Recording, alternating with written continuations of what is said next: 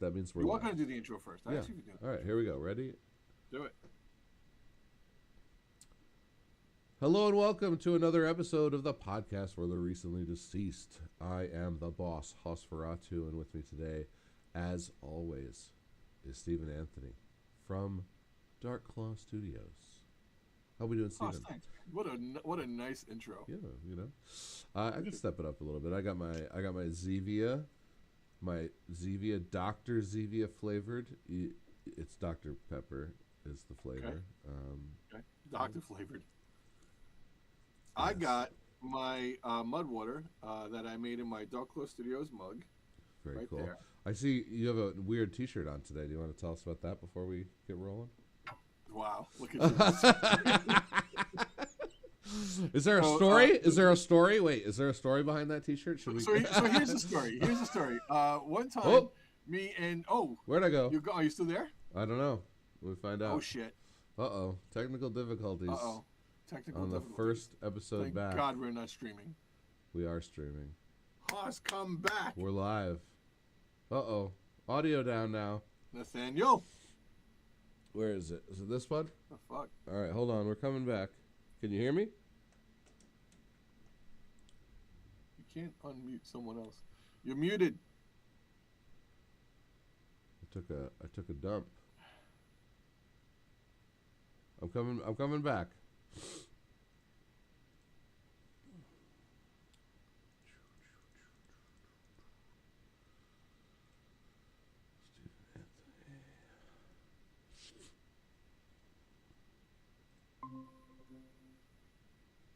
Heyo. You're back. That was fun. How are your levels? Let me check. Everything should be fine because that software didn't crash. I guess it was Chrome. Chrome just took a little hiatus. Just took a shit in your mouth? Yeah. Just had to close it, reopen it. So good. All right, So, tell me this story about this T-shirt. So here's the story with the T-shirt. One time, my beautiful human and I walk into Good Games in Oneonta, New York. There's you. There's both pits, the big pit and the smaller pit. I think maybe was Sal there. I'm not sure if Sal was there or not. Very possible. So it's just me being me. So if anybody who watches this or watches these old clips and says, "Oh, there's no way Steven is that hyperbolic," yeah, I am. Not all the time, but sometimes. And I was just not in rare form. I was in uncommon form or quasi-common form. And I just go off on a rant. I have no idea what it is. And Pitt, who's actually very, very good at, he's almost like Sawyer from Lost. He's very good at making nicknames and just coming up with angles that you wouldn't guess that he's going to come up with because he looks like such a derelict that you just assume he's going to be incapable of such things. Just says, no, bad Steven. So then Little Pitt jumps on that train. He's like, no, bad Steven. Whenever I want to say anything, I'm like, hey, I want to go get a cup of coffee at Cafe Espresso. No, bad Steven. So Jenny, the beautiful human who I love more than life itself, got me this T-shirt, which I'm going to squat. Look at that. So the green screen gets it. Very nice. There it is. The myth, the legend, the T-shirt. Bad Steven. Will that become the name of my production company? Probably not. It's too much like Bad Robot. Too much like Bad Robot. Yeah, I don't want to step on JJ's toes. Yeah, but with Dark Claw Studios, do you know how many people I got coming up to me saying, "Are you Dark Horse Comics?" Like, no, I'm not. I wish I was Dark Horse Comics. Yeah. I wish I was number 4. I'm actually Dark Claw Studios. You can tell that by reading. is what you say to your potential customers. So, and then they say, "No, bad Steven." It actually came from a D&D campaign that I was in the city, where my friend Zane had Dark Claw Mountains as one of the spots on the map that we had to go to, and I was like, "That's awesome! I'm stealing that." And he's like, "Do it." So nice. There you go, because eventually Dark Claw Studios wants to make absolutely everything, but that's a conversation for another day. Haas, Sinners. Okay, before we get started on Primate, which is the reason we convened this morning. Let's talk about Sinners. 16 nominations? 16. Broke all the records. Yeah, Um, okay. Well, I hate to be this guy, but be the guy. Because I'm going to be the guy. yeah, Sinners was not the best horror movie of 2025. It was not the best movie of 2025. Neither one of us put it. I think it was in both our top It fives. I was think in I it had was in it. my five slot. I think it was in your four or your I three. was going to say I think it was in my four slot, and I Yeah. thought it was okay. So if it's not the best horror movie by two horror fans, how is it the best movie? Period. Is there something political going on in Hollywood? Yeah, I mean, obviously, this is like, I don't know if it's just the Academy, giving Ryan Coogler a good fisting with a reach around, or if it's it's honoring people of color, and look, I think that people of color should obviously be honored, especially when they are artists and they put out such an excellent product as Sinners. The Yeah, problem is that Sinners was not the best movie of the year. It wasn't even the best horror movie of the year. So to do it in such a fashion, I think, is a little disingenuous. Now, that being said, there's another side of this coin where movies in general were not very good this year. Horror movies were very horror good movies were this great. year. So maybe they're using, this kind of dud of a year to to lift up, this film that starred pretty much, besides the vampires, starred all people of color, and was a great film. Very good movie. The best, definitely not. Like, um, I mean, what weapons got the supporting actress nomination for Gladys, which absolutely she deserves it. But like, I would put weapons. I would think that they would put weapons in there. So there's a couple things going on there. So first of all, when you're being disingenuous, like you mentioned, you're actually doing a disservice to whatever it is that you're trying to achieve, right? Because then you're going to get accusations of DEI and everything else from people with latent racism that refuse to acknowledge that in their spirit. Which fuck you fuckers. But absolutely. when you overcorrect, you're not doing anybody any favors. I remember Wakanda Forever had two makeup artists, and I think there was like 2 out of 7, and they nominated the two white makeup artists. That's colorblind. That now you're just being what? Like Ryan Coogler and Michael B. Jordan is in that movie as well. The late great Chadwick Boseman, of course. And you nominate two makeup artists, and it's the two white people you have on staff. I'm sure they're great makeup artists. There's nothing wrong against them, but now you're showing a tone deafness. Now I feel okay. They're going into this Academy Award season or whatever with that history and saying, okay, you know what, Sinners was amazing. We need eyeballs. Horror movies are doing great because it was a great year for horror movies. So let's put a horror movie in there.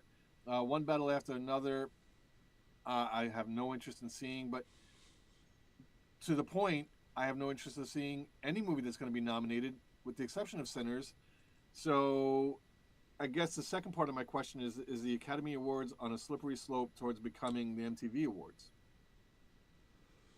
or are they trying to be? To be fair, we go back 15 years in my life, and I was hosting, Oscar parties in my apartment in New York City, and then you flash forward to today, and I haven't watched the Oscars in at least 5 years, probably longer.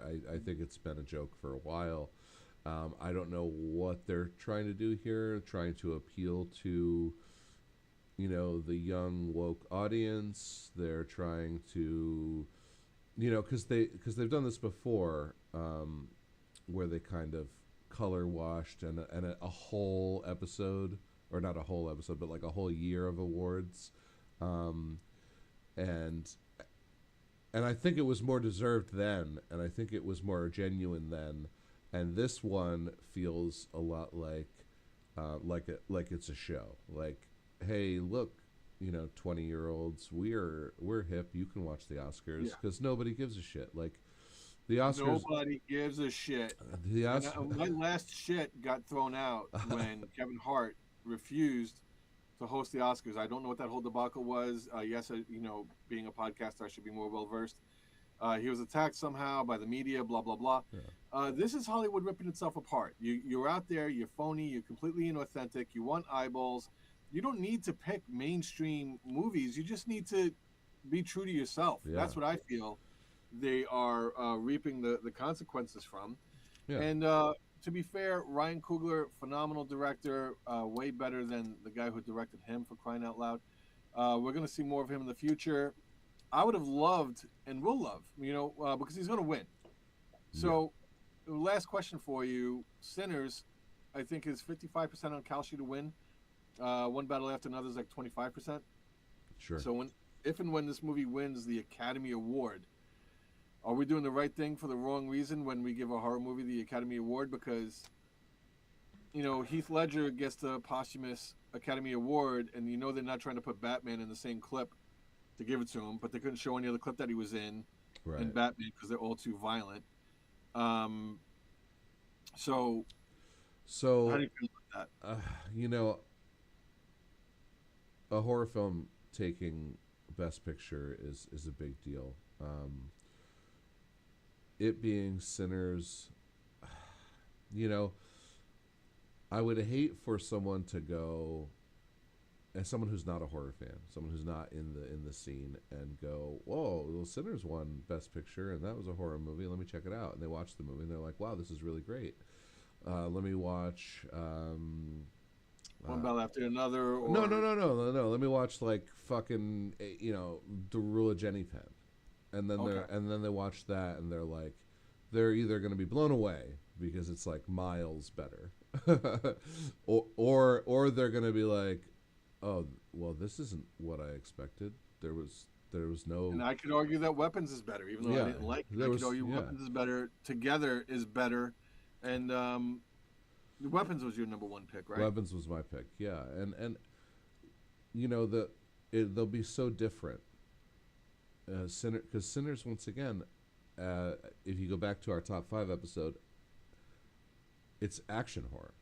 It plays out differently. It feels different. It's a completely different genre than your standard psychological horror, paranormal horror, slasher. Like, they all play out so differently, and action horror is one of those that you have this amazing 45 minutes of backstory, of exposition, of acting, just like I loved it. Just like you got Michael B. Jordan's one half with his voodoo girlfriend, wife, and their backstory with their dead child, and then you've got the other one with the lightest skinned black girl who hangs out in white circles because she's engaged to a white guy, but they have this past love that she can't let go of, and I wanted to see the end of that movie.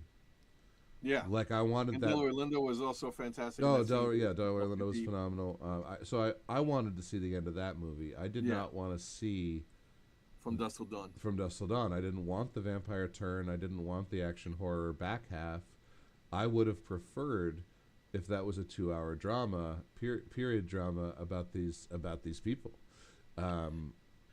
If Sinners was a voodoo movie and not a mainstream spoon-fed vampire movie, if we have that beginning, if we have that opening, and they have this night at the club, and then just weird shit happens. I pitched a voodoo movie, and I was told that I didn't understand the latent racism that I had in thinking, voodoo is just a black thing, and maybe that's the case. I don't know, and maybe I have more self-reflection to take on. There was a clip the other day of Tom Segura's show and his wife, and they were talking about voodoo or whatever, and they have this black producer, and they asked the black producer, what is scary about white people doing magic? And he's like, because it belongs to us. So maybe I wasn't wrong. Why haven't we seen a voodoo movie, even if it is a horrible stereotype being used? Like, you have something, whatever white people have in our wheelhouse. I'm not saying that it belongs to white people, that this section of horror belongs to us and that voodoo belongs to any other group. Why haven't we seen a good voodoo movie? Could Sinners have done it, been it, and how much better would that movie have been if it was voodoo and not vampires? No, Sinners could have absolutely done it, and it would have made the movie, in my mind, way better, way more believable. The fact, I loved how music was ingrained in the film, and the history of music was ingrained in the film. But okay, so the suspension of disbelief here is that there's a group of people in a building in the middle of nowhere, and vampires need to be invited in. So this is the tension, right? And there's three vampires, and they're turning anyone who leaves into a vampire. So the vampire, uh, coterie is getting larger and larger, right? Um, but they happen to be musicians and they have music too. So Yeah. so for me, this is like, okay, it's like a coincidence, but it's like a movie coincidence for the plot. But at the same point in time, the suspension of disbelief is like, what? like okay, I get that you're like ingraining music into this movie, but like this doesn't actually make sense. Like you made the rules, and then Right. you broke your own rules in the movie instead of adhering to your own rules. Like this is I why thought there was not to do another deep dive, but what I thought was interesting about that, I'm going to push back, disagree a little bit. When that white guy knows music, I think he's trying to say in a very skeezy kind of way, like, "Hey, listen, I can hang with you guys. I do music just as well as you do," and I think it makes a metaphor type statement that white people are going to come in and basically steal your shit, and whatever the polysyllabic word for that is, yeah. where they're going to take it, steal it, and then make it their own. So No, I thought the movie I did that just I with that, I and it agree. gave that villain a little bit of villainy that I really liked. I agree with you that the symbolism behind it made sense. Like it, but the fact that it's like, here we're going to follow these characters around, and they're so into music, and music is such a part of their soul. Oh, and by the way, these vampires, they love music too. For me, it was just a little hokey. Like I get what they were doing. I understand what they were doing. Um, I it's just, for me, it was just a little like, a little too on the nose. Like they could have been a little more, and maybe if they went the voodoo route, and you've got three white people outside doing voodoo, you know, who knows? And they're turning people, they're possessing people with their voodoo, and you could have made that almost the same movie and just changed it from vampires So to can voodoo. we agree that Vampires was lazy? That Sinners is gonna do the right thing for the wrong reason. It's gonna win, and it is overall a good thing for horror movies because you're gonna get some people to check it out who previously would not have checked it out. Overall, I think Sinners winning is good. Ryan Coogler, just Well, he from, deserves it. yeah, he deserves it. Like just from making the first Black Panther movie, of course, not getting very much recognition because it's Marvel, the same way horror doesn't get recognition because it's horror. Well, he did Fruitvale Station, which I never saw with Michael B. Jordan, and they both kind of got noticed from that. He did Creed 1 and 2. I don't know if he did Creed 3. I loved Creed I think one. Michael B. Jordan did Creed 3, didn't he? I think he directed that. I don't know. I Um, only watched the and first then the one. Black Panther movie. So that's another thing about the Academy is that it almost feels like they don't give awards for amazing performances. Like Bill Murray did not win for Lost in Translation, Right. which was hands down just an absolutely phenomenal performance. But Kevin Spacey gets it for jerking off in the shower, and he's also a jerk off in real life. So and real it's almost like they give it to the people that it's very political. They give it to the people that they like, and if they don't like you, you have to have a body of work. Leonardo DiCaprio did not get it for Wolf of Wall Street. They had to give it to Matthew McConaughey for Dallas Buyers Club. Go see it, phenomenal movie. But then they gave it the very next year to whatever else he was in because they had to give it to him, and he got it for The Revenant, which I'm sure is a great movie. It's on my to watch list. Um, I don't know, just, yeah. but I don't feel this is a complete tangent because I feel it's the politics of the Academy that Well, they are so bogged down. to wrap Sinners before we move on to Primate, which is the reason we're here, to remind anyone who's watching, we're going to review Primate in just a minute. Are we streaming on YouTube right now? We are streaming live on YouTube, and we are recording for the laterness of it. Fuck it, we'll do it live. Return of the King. nominated and won 12 Academy Awards, and they waited. So thank you, because thank you for bringing that up. Because when I was making my mud water before we were recording, you make your point, and if you miss anything, I'll jump in. Yeah. So they waited. They didn't acknowledge Fellowship. They didn't acknowledge Two Towers. They waited for Return of the King. These are all my points, by the way. He's echoing shit that I said to him 10 minutes ago. They hit Return of the King with every category it could have qualified for. It won. Yep. It swept. It won every category that it was nominated for. So it happening again, and Sinners breaking the records, of course. Are you trying to tell me that Sinners is as good as, if not potentially better than, the Lord of the Rings trilogy? Because you are wrong, sir. So, yeah, Return of the King. You know they didn't nominate Return of the King. You know they were nominating the trilogy. They just had to wait. Right. Extended version, non-extended version, I do not give a shit if you watch the 9-hour movie or you watch the 12-hour movie. That is those 3 films. You are out of your mind. Honestly. Yeah. Like, I don't know what I would put up against that. If I had to make, like, you know, I don't know, a movie draft or a movie fight and, you know, see who's going to be the best movie of all time, I don't know what I would put. A Godfather, Empire Strikes Back, Goodfellas. These are like the best movies I could think of off the top of my head that I would try to put up against Lord of the Rings, and they're gonna get knocked out. Like movie making magic, story, epic opus, one of the best stories ever fucking told. And Sinners gets a 25% more, or 75, whatever 16 compared to 12 is. What? And there you have it. We think the Academy is a joke over here at the podcast. If you're interested, I do recommend the Fangoria Chainsaw Awards.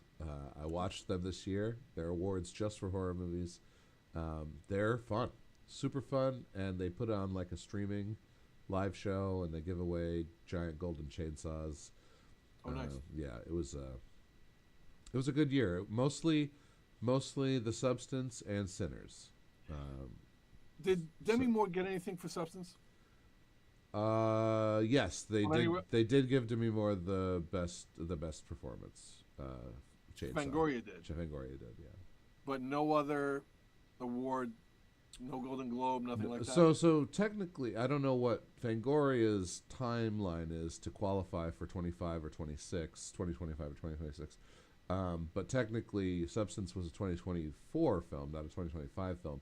So it would have been last year's Oscars. And I know that Substance did get a few noms. I just don't know if it won anything. Okay. Because that movie freaked me out so much, I couldn't even watch it. Thank God I didn't have to do it. Thank God I wasn't on the podcast yet. Because that movie, the 30 minutes of it that I saw, effed me up. Oh, it's one of the best. It's brutal. Watch it. All right. Haas. Here we go. PRIMATE. Here we go. We watched PRIMATE. A group of friends tropical vacation, turns into a terrifying primal tale of horror and survival. That's a very nice tag. Don't give anything away. I like that. Whoever wrote that, good job. Oh, that's right. Yeah. And right now, you and I are also in non-spoiler territory. That's right. We're in non-spoiler territory, as usual, and we'll get to spoiler territory after we give you a quick little summary and our personal scores. Directed by Johan Roberts, written by Johan Roberts and Ernest Riera, starring Johnny Sequoia, Jess Alexander, Troy Kotzer. I didn't recognize anybody in this movie. Maybe you will. I didn't. I thought you would, and I thought, you know, when I was imagining us reviewing this, I was like, you're going to tell me that the main actress is a scream queen. I thought she was very, very good. I thought her acting was very good. It felt very, very organic. Just her walking on the plane, the way she reacted to like somebody there, I thought it was very real. And I was like, okay, this movie's going to start for me at an 8. Yeah. This movie had a lot going for it. For me, first of all, the monkey was animatronic. Animatronic, real effects, and I think it was an actress in a suit. They did enhance it Yeah. a few times with CG, and that's the way you should use CG to enhance Yep. practical effects. Yeah. Um, Don't make your base out of CGI yeah, or AI. yeah, and so But they did use a it to great job. enhance, and that's a good thing. The cold open was phenomenal. Like you jumped right to the plane. The cold open, Sure. we got a vet coming into an enclosure, or a supposed vet. Yeah. He's putting a shot together for the ape, Yeah. and or was it a chimpanzee? It was a chimp, I think. Chimpanzee, I I think think. it was a chimp. Um, Orangutan. I think it was a chimp. So they he can't find him. He's hiding. Right. The chimp like lures him into this like tunnel that's like Yeah. because he's got like a jungle gym type thing in there, so he can stay busy. And he pulls him in there and he tears his fucking face off. I knew you were gonna love that. I knew you were gonna love that. We were the only two in the theater, and I was like, Nate's gonna love that. Nate's gonna lose his shit. And I did lose my shit. I was like, That was great. I was like, I am in. I am locked in to this. And it's not even to the best this. kill of the movie. That's gonna come up later. Oh, I know. Not in spoiler territory. Kill count could have been like one higher, but it was higher than I thought it was going to be from the beginning. They just kept putting people in the situation. When they invite the guys over, and you know those guys are going to show up, I thought that's how the movie was going to end. I thought the two guys were going to show up, and everybody was gone. Yeah. And okay, set up the sequel in a very shitty Hollywood fashion. No, they show up a little bit after the middle of the movie, if not the middle of the movie. Yeah. And they get to experience the joy that is the Primate as well. Oh yes. Okay, so for a quick summary, I love seeing a bunch of people I've never seen before. I love it when they all put in better than average performances. I'm not going to say everyone was great. I'm going to say the lead actress was great. Lead actress was great. I'm going to say her actress that was supposed to be a bitch was great. Her father was great. And then I would say that the kills were excellent. I loved the practical effects. I loved the monkey. The story was fine. It was almost like I wasn't sure. When you start the movie, you're like, okay, is this going to be like a monster movie? Is it going to feel like a slasher?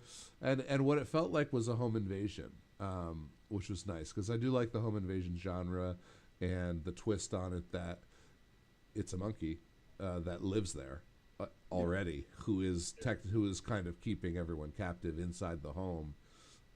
Also, you got a movie like this. There's probably not a big budget, so you only have one set. What a beautiful set, though. I don't know. I imagine they use a drone to get that shot instead of a helicopter or a crane. Yeah. What a gorgeous, gorgeous scene. So that sets up the haunted house where they're basically in the middle of nowhere that two guys managed to get to. That paramedics don't. But yeah.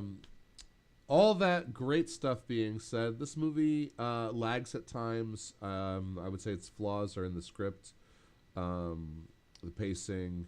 The pacing is what nailed me. Yeah. And I don't know if it's the editing or the directing. The pacing was off. The father is, slight spoiler, the father's deaf.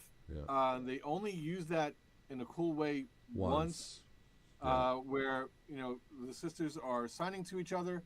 I was like, you waited? Why? Keep going. So I'm gonna start ranting. Yeah, so I would say that I really wanted to give this movie a 7, So did I. but I gave it a 6 with an asterisk, and that asterisk goes down to the bottom of the page, and in small print it says, "Go see this movie at least once. This is a one and done. See it in the theater just to get the metrics up there. Maybe don't buy it, but definitely stream it. This is worth watching one time." It is a fun popcorn movie for sure. Absolutely was a blast. I went and saw it with my father actually, and he had a lot of fun too. He's in his older age. He's been starting to get into horror, and just like you get to laugh at the. We get them when we can. Yeah. You get to laugh at the outrageous kills and the ridiculous situations that horror movies end up putting people in. So. For me, this movie is a 6. Not as good as Clowns in a Cornfield or Clown singular in a Cornfield. Definitely not as good as Until Dawn, but way better than Five Nights at Freddy's and way better than I Know What You Did Last Summer as a popcorn movie. I agree. No asterisk necessary for my 6. Go see this movie. Go see this movie. Okay, for that being said, we're moving into Spoiler Town. We are going to talk about some of the gory deets. If you haven't seen the movie, go watch it. Come back. If you don't care about spoilers, stay along for the ride. And what makes this movie a 6 and not a 5 is I am not a gore fan. I'm more of a supernatural horror fan. The kills in this movie are great. They are so good. fun. They're so And all of like them. you said, from jump, the vet dies Yeah, in a beautifully brutal way. Just tears his head. Yeah. Okay. So let's jump ahead of the plot and just say that, like, okay, was it 4 kids to begin with and the sister, or was it was 4 kids. So it's the main character, the best friend, the bitch friend, the guy, and the sister. All right. Right, and the guy is the best friend's brother. Brother. There as a protector. Right. She has a crush on the best friend's brother. He has a crush on her bitch friend. The bitch friend, the slutty friend. So there's a little bit of a triangle there. The dad is, noticing that his daughter is attracted to this guy who walks into the kitchen with his shirt off. Yeah. Because, that's what I did when I was 17, 19. I walked around with my shirt off. Yeah, well, what they obviously have this kinship where they've known each other so long. They are like siblings. The guy even thinks of the main character as a sister, so there's a moment where he shares that he would never look at her in a sexual way, and that's why he's interested in this third girl, because the other girl's his sister, and the 4 of them are hanging out and they're drinking and they're smoking weed. So I only have one option here. I have a sister and I have a girl who I treat like a sister. Right. But he does take that role of protector to her in the film as well, which is nice. That doesn't get betrayed. It doesn't get to go long enough where, let's say, the bitchy slutty girl dies and now he's like, oh, okay, well, I guess I'll make out with you at the end of the movie for this heartfelt finish. No, that does not happen. Do not worry. They did not go there, which I know a lot of your standard Hollywood fare would do something like that. Where this movie starts to slide from an 8 to a 7 to a 6 for me is you mentioned the pacing. Right here, it's off. I think this movie, and it's going to be emblematic throughout the film. It had a great concept, and this guy wrote it, directed it. I think he produced it too. Like he really put his all into it, and he definitely deserves another shot at getting another movie made, and he probably will, and he should. The timing was off. It's like, hey, a bunch of kids, which of course are going to irk the shit out of me with their stupid decisions and stupid. Like, not one of them has common sense. Yeah. Like, these kids come over and they're fucking dopey and horny, and therefore, you get a fucking jawbone thrown at you, and you think, this is fine. Girls are screaming, call 911, call 911, and the blood flow to your penis is so prominent that I get being young, dumb, and full of cum, but really, like, zero fucking common sense. But I get it. That's the genre. That's what we're dealing with. But even that, and if it did that successfully, it did not. The pacing was off to the point where I was like, something feels off about the pacing of this movie. Showing the dad's deafness, I didn't feel the tension as much as I should. I knew everything they were going for. I always felt it came in at best 85, 90%. Something was off.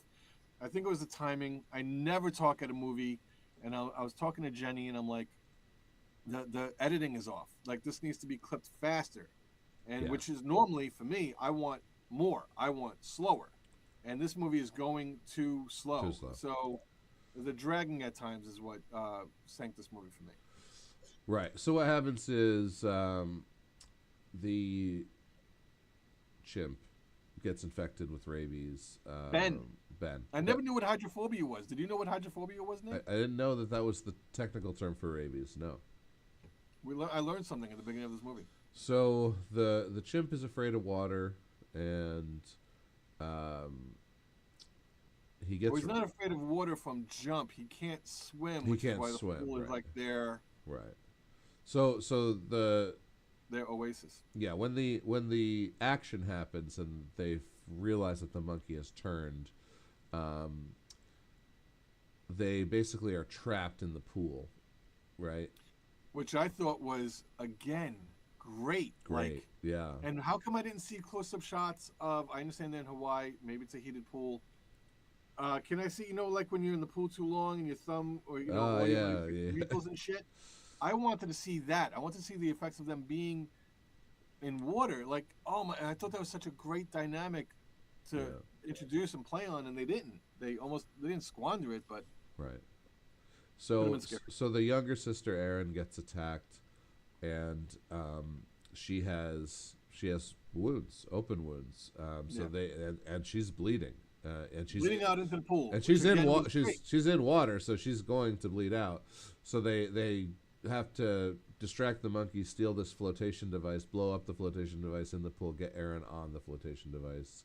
Or no, And that's next not what they did. They made a tourniquet. That's right. Which I thought was a little weird. I thought they should have gotten the wound out of the water, put her on the flotation device. That's what I wanted to happen. Sorry, I misremembered. I like how no, you're fine. I like how the bitch friend. One of the pieces of pacing that I really enjoyed. The bitch friend says, "Okay, we need to kill this thing," and the daughter with the other friend, whatever, the main actress is like, this is basically like a member of my family that you're talking about. And it didn't take more than 3, 4, 5 minutes for that to change and for her to get on board. So I really like that piece of writing. I thought that was crisp. I love the pacing of that. Right. Kill this fucking monkey. Yeah. Yeah. So the monkey starts, to try and test the waters and figure out how to get in there to get at them. And there is like a rail along the backside, so he goes there, and they have to go to the other side, and then he goes back. So Nick is the boy, and I believe he's the first of the friends to die. So I thought the bitch was going to be the first to die. Yeah. And then I'm pretty sure he's the first to die. And I was Right. like, oh, they switched it up. He was committed. He has this idea. We're going to get a rope. And we're going to basically make a leash for this fucking thing. Yeah. And he's committed to that. I think it's the dopiest idea ever. I'm like, what are you going to do with a fucking rope? He's just going to grab it and then yank you. But Yeah. he was committed. Yep. And he gets thrown off the side, right? He does. Yeah, he gets thrown off the side, and that's probably the weakest skill because you don't get to see it. But it's okay. I like it. It's okay.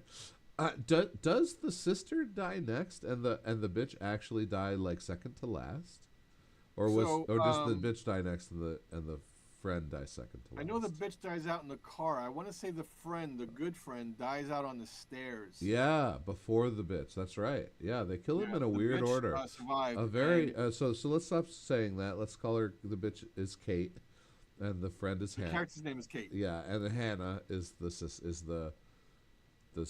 friend. The good friend. Yeah, the good friend. Yeah. Okay, so Kate, if anybody has a hero's journey in this movie, it's her.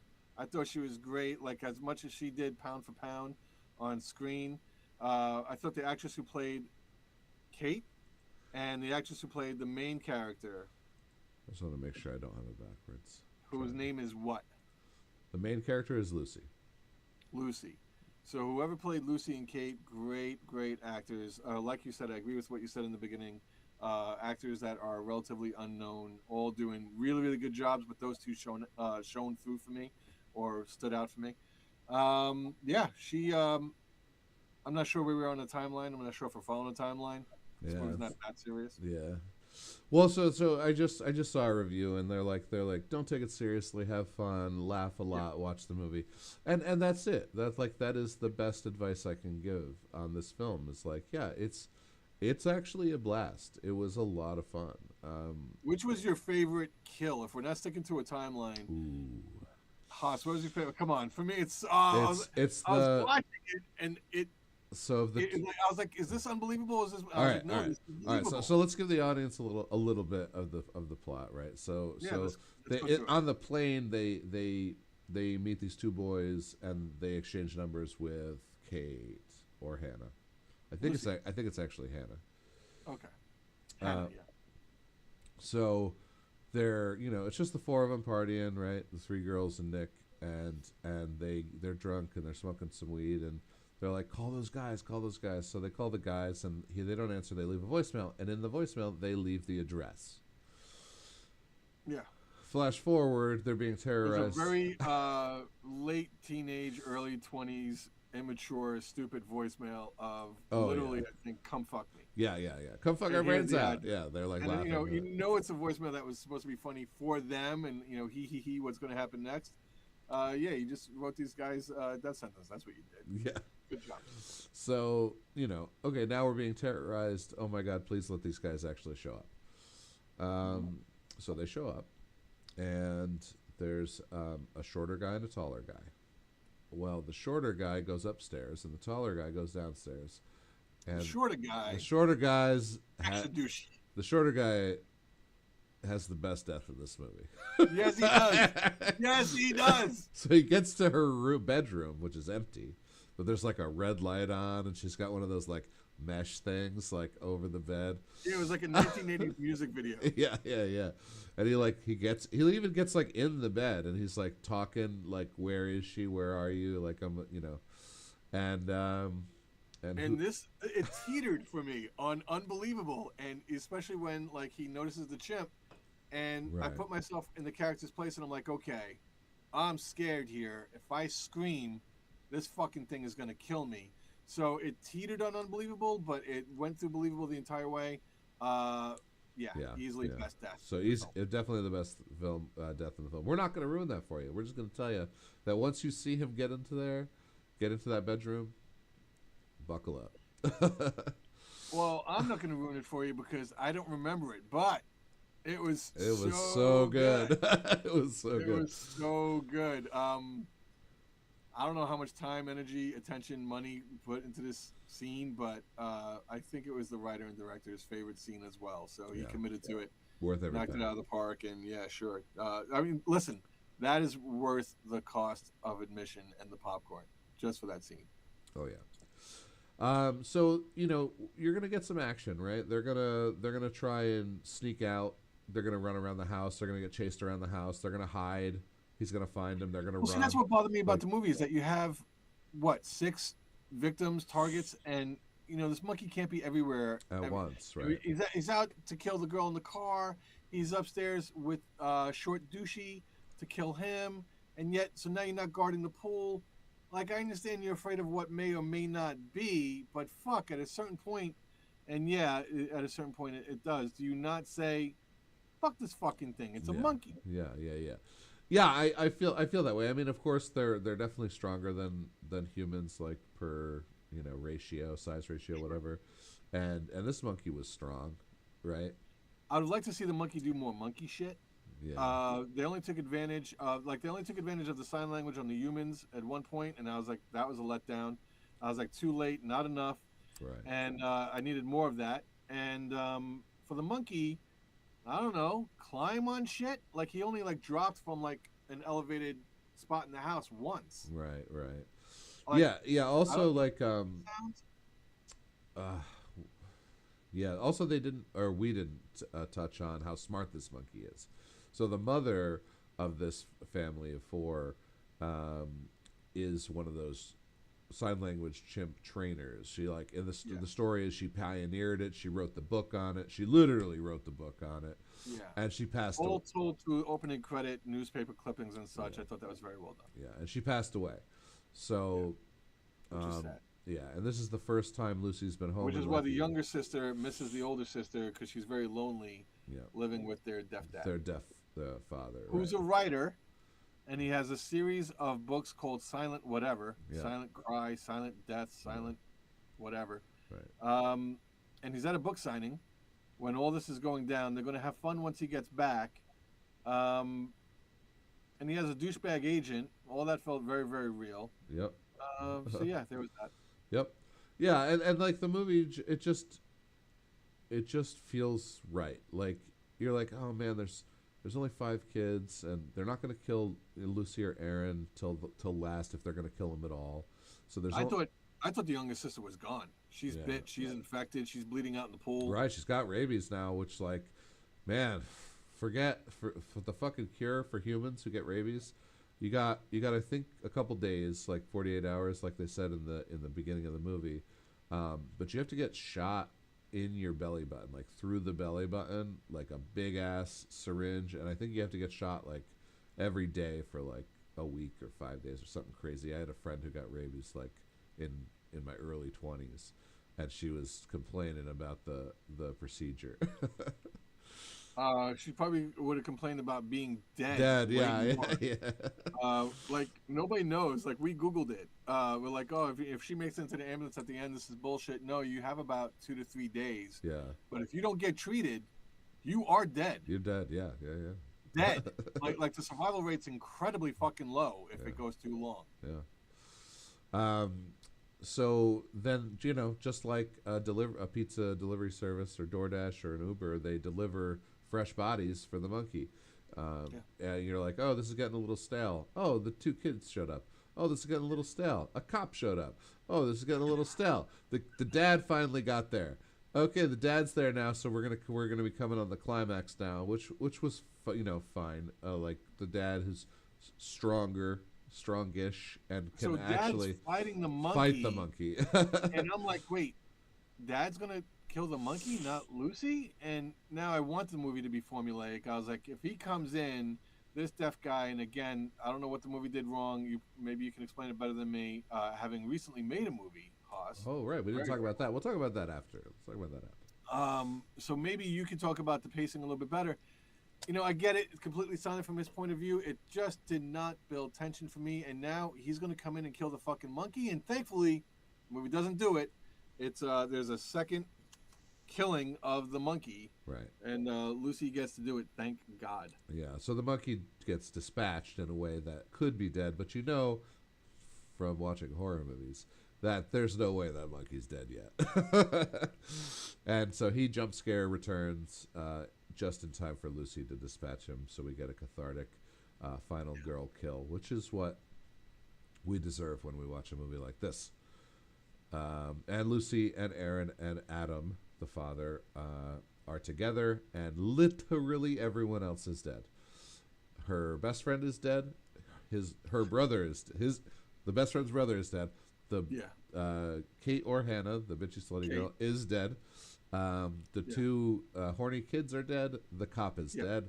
And I don't think horny kid number 2 should have been dead. That was one of the pacing issues that just bothered me. And the monkey throws the jawbone at him. Yeah. From short douchey dying, and that was, and I'm like, you're not freaking out? Like, I just so that death killed me. I would keep the second douche alive, and I would kill younger sister, and I wouldn't have mind if Kate survived too, because you know what? That's another thing that really bothered me. She's in the car. Ben is tormenting her, whatever, in the car, outside the car, locking the doors, unlocking the doors. That was a great scene that was shot very well. She's on the phone with the 911 operator. And then the and trunk I know opens?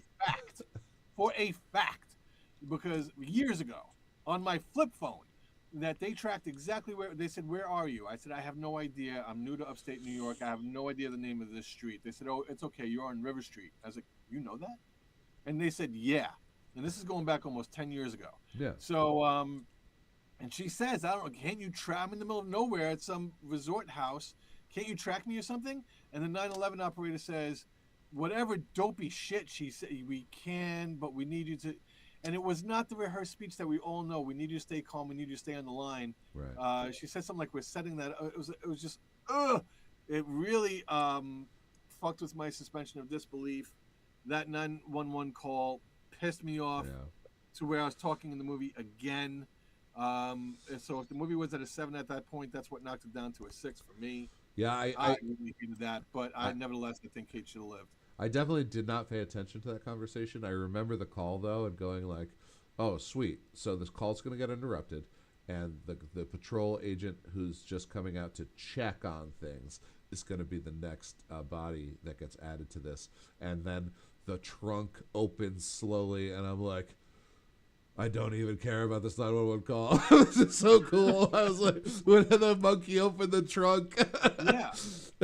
All like and and like the trunk closing, everything with the car was great. It was a great scene. So if you're going to research the pacing and study how to do that and how to show that with as much excellence as you did, I don't know. 911 calls are so scripted because they're scripted. I mean, they're all the same. They should all be the same. They're all the same, and for you to go off on a deviant variance for some reason, just bothered me more than it should have. Okay, so I had just said the police officer, and then I have to add in the kill from the beginning, the veterinarian, for a total of 7. This monkey killed 7 people. Count them. That is a higher body count than most modern slashers. Like 4 to 5 for Hard Eyes, definitely more for Clown in a Cornfield because of all the chaos. But like on-screen kills, yeah, 7 is high. This movie was good. Like I said, I really wanted to give it a 7. I just couldn't get there. I just wish it was paced better. I wish it was edited just a little bit better. Just take a couple seconds off. Again, great concept that it was just at 95% for me. So Hannah, which I didn't know until now, is in The Little Mermaid. Oh. She plays a character named Vanessa. I don't know who that is. But Well, Hakuna Matata, Hannah. That's Lion King, bro. Lion King is a great movie. All right. Whoa, we forgot to mention that this is the first episode of 2026. Welcome back. In my head, Season I was like, 6. like, Haas is going to come in. He's going to introduce, Stephen Anthony from Dark Horse Studios, and I'm going to say, here we are reviewing our first movie for 2026. Not a banger, but not a dud. Haas, what do you think of the Primate? And I dropped the ball. I gave it a 6. It was great, and here we are, first episode of season 6. We got a lot of things to talk about. We talked about Sinners. We reviewed Primate, which is not a banger, but was so much fun. Go watch it. And tomorrow night, we are late bringing you our review, but nevertheless, tomorrow night at 7 p.m. Basement Media and Delco Studios and the podcast for the recently deceased will be reviewing HBO's Welcome to Derry. Yes, so of our first out of formula not movie episode where we'll be reviewing an entire series in one episode. I took notes. I have a notebook with notes on it. Oh, excellent. The notes get very, very simplistic after the first episode. I did not take notes. There's a lot going in. I did not take notes, but you don't need to take notes. You have some kind of memory and some kind of forensic detective horror reviewing schematic going on in your brain that I had to take notes. Do you want to give a sneak preview of Welcome to Derry, or do you want to save that? Oh, let's save it because let's just wrap on a short little adventure we both went on a couple weekends ago. Yeah. Definitely. Yeah. Okay. Yeah. So, do you want me to talk about it? Do you want to talk about it? Well, I'll just give it a little intro, and then you can talk, and I can jump in with my hyperbolic rant because I'm already chomping at the bit. All right. So I wrote a short film called "She Deserved to Live" like 15 years ago when I was living in New York, and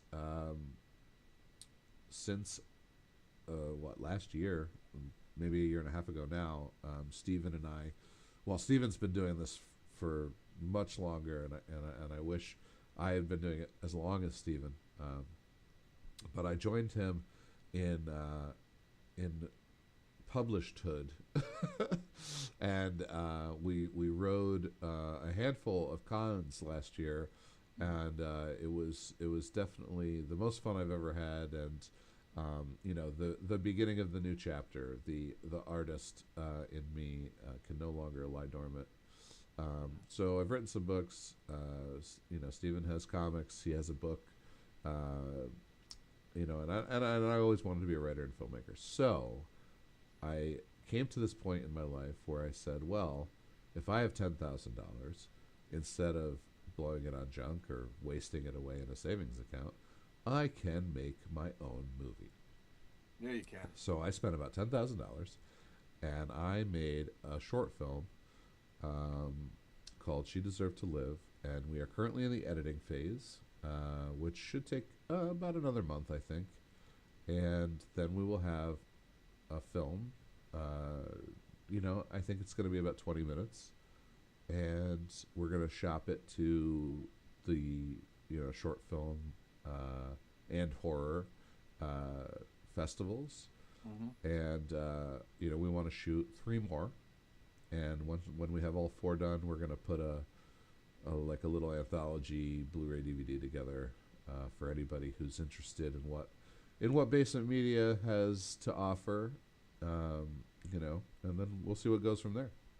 So let me tell you what Basement Media has to offer. First of all, thank you very much. That was very gracious. You didn't need to intertwine me in there, but I thank you very much because I'll tell you what working on She Deserved to Live did for me. It absolutely fired up um, not just my creativity and coming back. It opened up for me what's possible. Your set location and how you did it was absolutely genius. So that I'm like, I got this movie idea that I never put into my short stories, I never put into Darkwake, I never put into Peekaboo. And I got this idea. It's so simple. Two actors, we could totally do this. Uh, Nate opened up literally what's possible, not just for him, but for me as well. And, for the audience, like this is very, very doable. Uh, Such a blast. So there is a great conversation in She Deserved to Live where my back on the boom mic, yeah, just rested on your shoulders. There's a great, like, it feels like 9 minutes of dialogue. It's absolutely awesome. So it was such a communal event where the guy who played the detective, he showed up on days 2 and 3. So we shot over 3 days.